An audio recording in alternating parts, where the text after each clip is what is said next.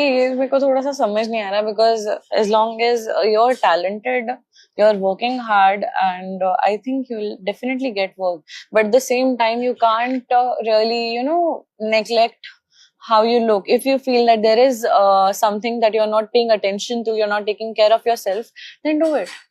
Sometimes जैसे अभी मैं ये शो कर रही थी, मुझे इस पूरे शो में it was a very one of the most hectic shows that I did, and I did not get time कि मैं जिम भी करूँ साथ साथ में and still have the energy to work for 12 hours a day. I couldn't do that, but now I know कि okay, so now I've gained weight and now I have to lose it. सो इसका मतलब ये नहीं कि अगर मैं talented हूँ तो मैं बाकी चीजें मैं एकदम नेग्लेक्ट कर दूं. You should take care of yourself. When you are not getting time, okay, relax for a bit. When you do get time, then start.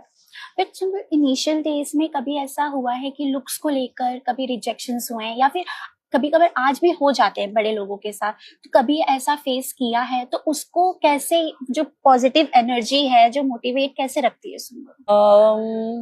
Starting में जब मैं छोटी थी तब स्किन कलर को लेके होता था, एंड उस टाइम पे मुझे बहुत बुरा लगता था कि मुझे समझ में नहीं आता था कि ये क्या, मतलब ये क्या रीजन है कुछ भी बोलने का, रिजेक्ट करने का.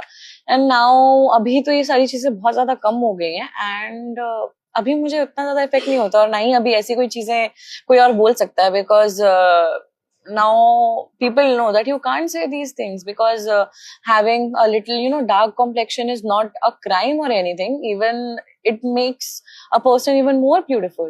You never know.